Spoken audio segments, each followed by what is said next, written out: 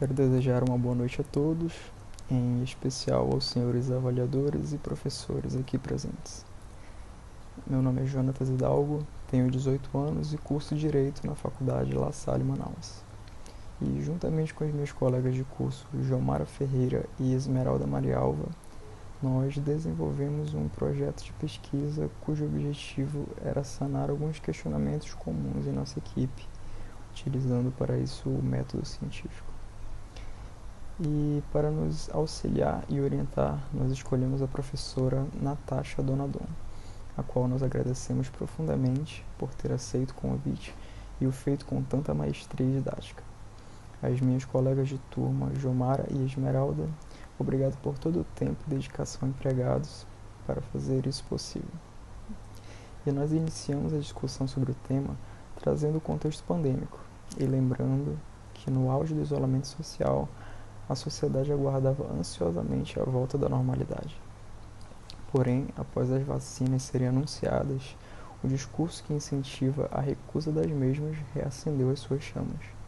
Segundo o relatório de 2019 da Organização Mundial da Saúde, a OMS, o movimento anti-vacina é considerado um dos 10 maiores riscos à saúde global. A tecnologista em saúde pública da Fiocruz, Cristiane Dávila, no artigo O Perigo do Movimento Anti-Vacina e o que a História tem a dizer sobre a vacinação, traz a discussão à tona dizendo que a resistência à vacinação é tão antiga quanto a própria vacina e ocorre muito antes do surgimento dos veículos de comunicações modernos. Cláudia de Carvalho, no artigo O Movimento Anti-Vacina, traz o fato que teria dado início à recusa dos imunizantes, e ela conta que em 1998, um médico chamado Andrew Wakefield publicou um artigo que relacionava o aparecimento do espectro autista em crianças que tomaram a vacina tríplice viral, alegando que o sistema imunológico foi sobrecarregado com o imunizante. Porém, depois foi constatado e provado que a publicação se deu por motivações erradas. O artigo, ainda que contestado, já havia propagado a dúvida e, consequentemente, a recusa da vacina por parte de um grupo de pessoas. Atualmente, a recusa dos imunizantes, em especial as vacinas contra a Covid-19 no Brasil, se dá por uma série de razões. Entre elas, nós podemos citar os discursos que colocam as vacinas como desnecessárias, desde que nós tenhamos um sistema imunológico forte. Natália Pasternak, PhD em microbiologia e presidente do Instituto Questão de Ciência, comenta sobre o crescimento do sentimento anti-vacina. Ela comenta que ele vem de um movimento que é muito influenciado pelo movimento natural, de curas naturais, de uma vida livre de química. É um apelo de que tudo que é natural é melhor e como as vacinas não são naturais, são ruins. Isso é misturado com outro apelo desse movimento de que se você tiver uma vida saudável, uma alimentação saudável, você não precisa de vacinas e o seu sistema imune dá conta. Nós podemos citar também os discursos religiosos e conspiracionistas como causas. A crença de que o mundo é finalmente controlável é um impulso muito poderoso às teorias conspiratórias em momentos de crise, onde há um vazio de explicações, disse o Dr. Jovan Bidard, professor de psicologia da Universidade Aberta de Londres, à BBC News. E alguns líderes religiosos apontam as vacinas como a marca da besta, fazendo uma interpretação equivocada de um texto do livro de Apocalipse.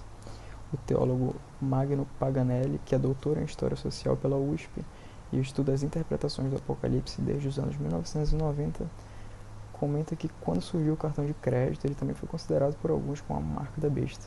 Depois veio o código de barras, o código QR, e imaginava-se que o sujeito pudesse ficar marcado, perder a salvação, passar a fazer parte de um sistema global maligno contrário a Deus. As máscaras e as vacinas não têm nada a ver com isso, nem mesmo se estivermos pensando estritamente no que diz Apocalipse. Estar protegido de uma pandemia é outra coisa. De acordo com Paganelli, é preciso que, mesmo considerando a sua fé, as pessoas se recordem de que temos uma separação entre igreja e Estado, e que cabe ao Estado impor normas para nos proteger e promover o nosso bem-estar. E falando de Estado, entre as razões de recusa das vacinas também está o discurso de que a exigência da vacinação é um ataque à liberdade individual. sugerindo que as pessoas estariam sendo obrigadas a tomar algo perigoso para sua saúde e em uma manobra supostamente ditatorial. Natália Pasternak, citada anteriormente, explicou à BBC News Brasil que a vacina nunca é obrigatória no sentido de que ninguém é vacinado contra sua vontade, mas existem restrições da vida civil que você pode sofrer se não puder apresentar um atestado de vacinação. Em novembro de 2020, o Procurador-Geral da República, Augusto Aras, emitiu um parecer ao Supremo Tribunal Federal afirmando que a vacinação obrigatória é amparada pela Constituição do Brasil e sua aplicação deve ser determinada pelo Ministério da Saúde.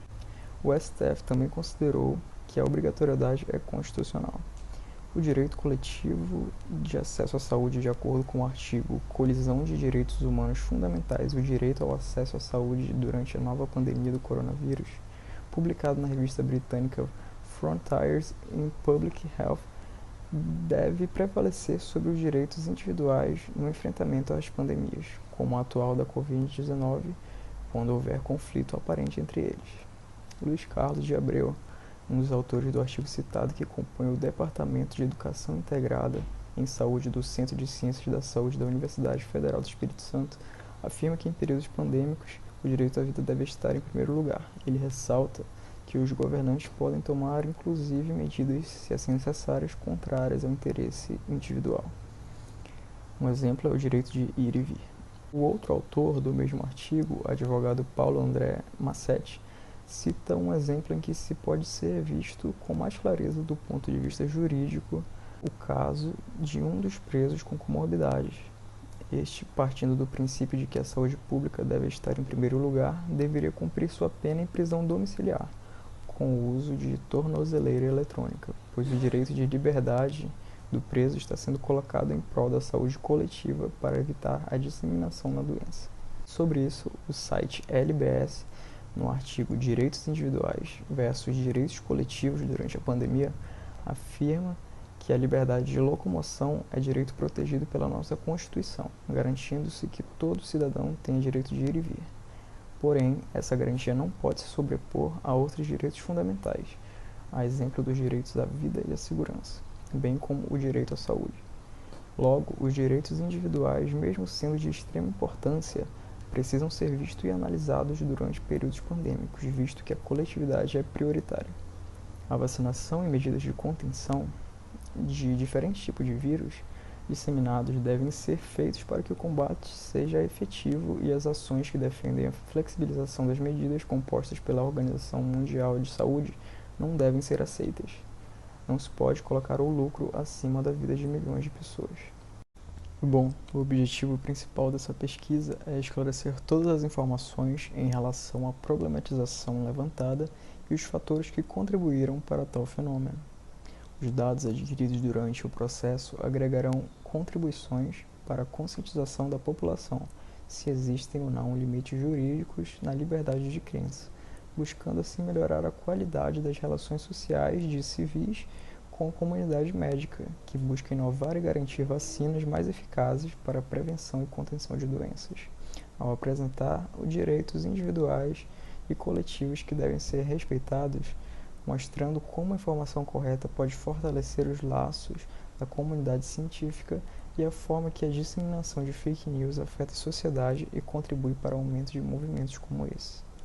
O nosso projeto será desenvolvido a partir da leitura sistêmica, um estudo bibliográfico com base em materiais publicados em livros, documentários, artigos, músicas, entrevistas, reportagens gravadas disponibilizadas por plataformas de vídeo para agregar conhecimento empírico à nossa pesquisa. Para nos auxiliar com o desenvolvimento do trabalho, utilizamos como referência Cristiane Dávila, Natália Pasternak, Jovan Baidord, Magno Paganelli, entre outros.